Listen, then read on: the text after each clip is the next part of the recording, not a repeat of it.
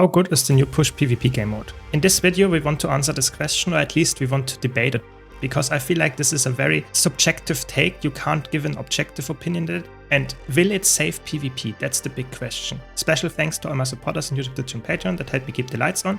And now let's jump straight in. So currently, when I release this video, we have the PvP push game mode beta event that goes until Tuesday 27th of May. And they made some changes in this time's beta event. So let's talk about those first, and I give you my impressions on those before I talk about push in a whole. The map is still some grey box art, but more polished and looks completely different, I would say, than the really previous very basic snowy area. Now it's more like a canton shade style with a lot of chokes and a lot of no pot spots. And the card looks also different. It's not a cloud anymore that hovers above it. It's more like a real card, like some transport vehicle. And now the area is filled with some really big houses, and it's like you fight, let's say, at least 80%, maybe sometimes even 100% of the match in some kind of choke where the area is really small. And this is, I think, a change that is debatable, arguable if that's a good thing or a bad thing, because it favors builds. We will get to that later, but it favors certain builds that have some AoE denial. In the last iteration of push, it was actually not that problematic because you had more open field fights and it was more like a classical world versus world gameplay. And now this feels more like you're fighting in a tunnel a lot of the times. I feel like both variants have their pros and cons. I can't say for certain this is the most optimal way to do it. I think the map itself looks great. I think it's really cool that it looks so, specific Kansen. I think that's very, I think they nailed it with how the feeling is. That's my personal take. You could, of course, agree or disagree with me on that one. But I feel like there are still some problems. Maybe move one or two of the houses to make it a little bit more open feeling and always running through a tunnel. I think some people even mentioned it's claustrophobic to them. So I feel like it's not perfect. They definitely have to iterate on that one, which they will do apparently. That's what they said in a blog post. The less open terrain also leads to, I would say, a little bit harder sometimes to escape from someone, because you can't really teleport away that easily because you are always running in some kind of straight line between the houses. But there are a lot of no port spots, which I really like. So if you play some kind of class like a Reaper that doesn't port, you go to a no port spot and you are safe from some kind of willbender or thief spotting on you. I think that's really good. I like that because that was somewhat missing in the last one, I feel like. Talking about what was missing in the last one, the Skyhammer mechanic. So the previous one is completely gone, where you had the invincibility, so to say. The card was moving without any players in there because you got it and it was not able to be altered. This is now completely gone because it was some kind of, I don't know, it didn't feel fun to interact with if you just know the next 3 seconds it's moving without you interacting with it. Now we get the Skyhammer mechanic, which is way less punishing, I would say. It's just 3 hits of the classical Skyhammer coming down on the card itself when you capture this secondary objective. And the Skyhammer mechanic, I would say, is really interesting because it's just damage. It's not negating anything, you can still push, but it's quite hard-hitting knockdown, and sometimes this can carry the fight, especially against inexperienced player. And I feel like this is a good mechanic because it can save people that are currently in some kind of snowball against them. But it's also not too punishing if the enemy gets it, because you can still capture the card and hold it, so to say, if you're playing well and dodge the attacks, for example. So I think overall the Skyhammer mechanic is good. The only thing that I don't like about it is that the channeling, the casting of it, so to say, if you want to get the Skyhammer hit for your team, you have to channel like the Temple of the Silent Storm buff. And this is not perfectly done because you can actually use stability and blocks and that kind of stuff to negate it. You need to be interrupted with a real CC skill, and that's not good in my opinion. You can make special cheese builds that actually get that very easily, and that's really bad in my opinion, because it's more like you should get this buff if no one else is around, but you shouldn't get this buff, in my opinion at least, if you have some kind of stability and negation and the enemy team can't deal with that easily at least. Because I feel like this mechanic is still too punishing to easily capture that without having any interaction with the enemy, because the enemy can't really interrupt you there. I feel like it should be like in Temple, where if you hit them, even if they have some kind of negation up, they interrupt the cast. I think that's my personal take. Maybe I'm wrong there. Maybe you see that differently. Let me know in the comments. But I feel like this is should be better like that, because it's already in a spot where you have to really make your way there, and it's not very close to the card typically, so you really have a lot of effort to go there, and then you also have to wound corrupt them if they have ages and stability. That sounds bad for me. I think the UI upgrades, like you can see on screen here in the top, it's amazing. I like it a lot. It's way better, and you can finally now see who wins. Also, if it's very close, we had one match that was 91% to 91%, went to timer, and you can easily see as soon as someone pushes it, it jumps to 100% and you win. I think that's really nice, and it's also just very clear who actually got further and who will win when the timer comes. I really like it. I think the UI is really clear and really nice now. But like I said, they will iterate on it, and it's an ongoing process, so I will not judge them for making not everything perfect, because iteration means that you slowly improve. And I feel like it's definitely a step up from last time. Maybe the open terrain was better, that's debatable. But in general, I feel like it's a better map for sure, better changes they make. Will it save PvP? So let's talk about some issues that I see with push and why I feel like it's not perfect. And this will also lead, in my opinion, to why it might or might not save PvP. The 5-person queue, in my opinion, is something that is not always a good thing. Yes, I think it's cool that you can queue up as a 5-player team and you can actually have fun with your friends. That's good, but I feel like it's very frustrating if you play as a single player, queue up as solo queue player, and get into a 5-player solo queue team. So everyone is playing solo queue and fight against the 5-person pre-made team. This is really frustrating, because typically those teams are very optimized, having 2 supports, maybe 2 bunkers, and 1 some kind of hybrid DPS, and bunkering it down and winning easily without any kills, and you having like 2 thieves in the team or something. It's horrible. The matchmaking here wins you the match, or loses you the match rather. So in my opinion, that is something that has its pros, but I feel like for the casual play, it's probably more a con. So I feel like if that's really making it into the game with not a beta event, but a full-fledged game mode, I feel like it should not have 5-person queue. That's too, or at least make it only in events, in some kind of ATs and stuff, but not during normal ranked. I hope that's what they will do. Now, let's talk about the general meta impressions. I feel like the meta in push, I made a push tier list, be sure to check that one out. I feel like the meta is really interesting because it's completely different than the conquest meta. I liked it a lot because I feel like you can make so many builds that are specialized to actually work well in push. I like that because I'm a build crafting guy. I like to make different, maybe experimental, maybe crazy cooks. I think that's really cool.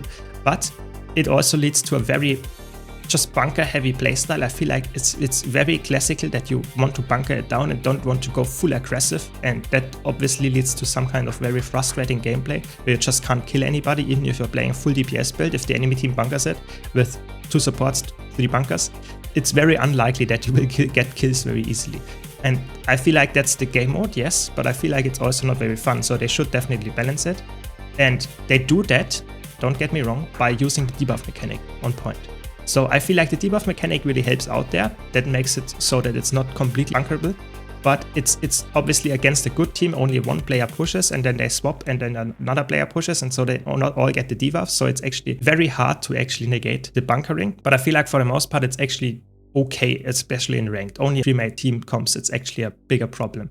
So I feel like the general meta is somewhat Condi heavy in contrast to Conquest, I would say, but it's still very fun. You actually want to have long-term fights, long-term healers, long-term DPS. So not something that is very burst healer or very bursty for the most part, because you know the fights will go for minutes and not be over in a few seconds, which can be the case in Conquest. So I feel like this is very fun. I personally think the meta is different, and maybe it's boring after 2 months, but currently we only have 1 week, so currently I actually have a blast playing push, even though the meta is a little bit weird, definitely. So like I said, it favors bunker builds. That's just the general direction of how they balanced it, or how the game mode itself plays out. We only have 1 node, so bunkering it down makes sense. And I feel like they really have to be careful to not make it too slow. And this is another thing that I want to bring up here, is the matches sometimes take very long, yeah?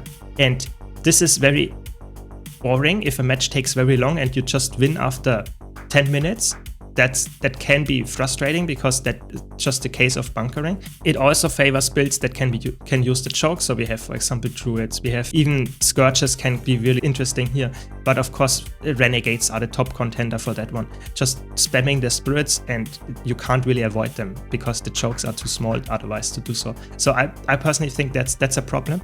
And maybe you could also bring up the argument that if you're solo queuing, it's less carryable because it's just one node. If your teammates are feeding and not losing all the time in the team fight, you can't carry it. In Conquest, at least you could do rotations and maybe win because of smart rotations or outplays in 1v2s, but that will not happen here because you will always fight against 5 people in the enemy team. It's not like you win against 3 or 2 and then you win the match because of that. That's very unlikely because they will always stay together, and it's almost, I think it's impossible to win as a single player against 5 people, even in push with the debuff. So I feel like that's a big criticism for me as an experienced player, that sometimes it's hard to carry players that are not as experienced. I think the biggest problem I see with push is the splitting of the player base. So will it really become a full-fledged PvP game mode?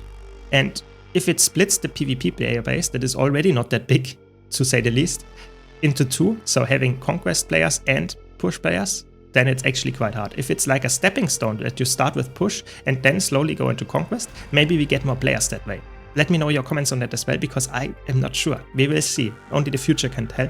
But I personally think it might be a bit of both. In the short term, I think push will actually increase the player base, but in the long run, I really fear it might not.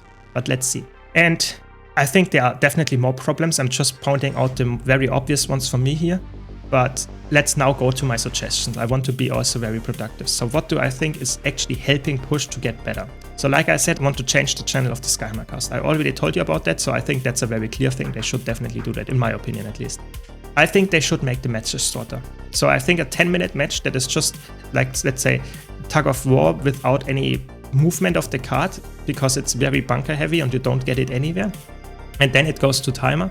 I think that feels very frustrating, especially if you lose that one. So I think making the match like 7 minutes maybe maximum would be more interesting. And I also follow up from a suggestion from a viewer, which I really like, that the respawns increase. So just like in League of Legends, for example, that the longer the match goes, the respawn timer goes up, so that it's more punishing to die.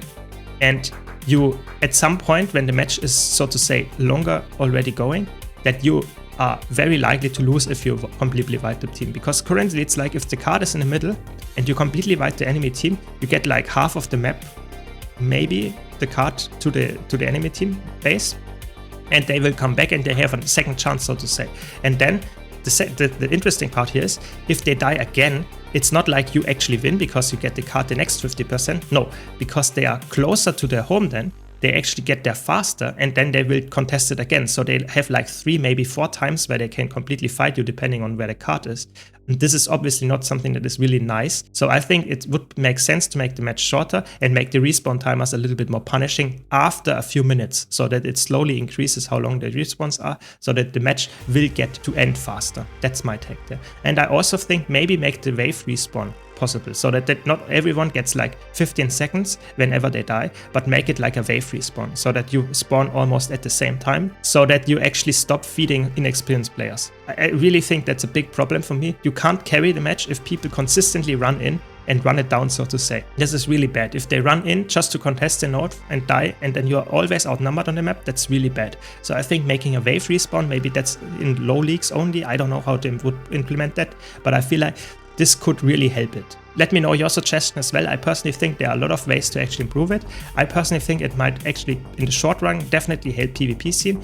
I'm not sure if it will help in the long run, but I really hope it will, because push is, in my opinion, fun, and I really like Guild Wars 2 PvP, and I hope this will save PvP. At least in the short run, I think it will actually save it for a few months, maybe a few weeks only, but still, I think it will help PvP for sure to get new players, especially if they improve the rewards with it. I really think a lot of people would engage with that, especially new players, but it still has problems in my opinion. It's not very new player friendly. The same problem that in Conquest happens, that it's just visual clutter, especially in 5 vs 5, you don't know what to actually dodge, and it's just a lot of stuff happening on the screen. You still have the same problem in push. And I think team fighting in Guild Wars 2 is not something that is easy. I think dueling is easier, but that's not happening in push. So I think push has its own problems. It's not like Conquest where you have the hard strategic decisions to make, that's true, but still, in my opinion, it's still not a very easy game mode to get into. So maybe they can make some tutorial. I think that's the best thing to actually do for new players, to make it, so to say, let them know about debuff mechanic. I saw a lot of people just standing there as 5 players and capping the card. This is horrible,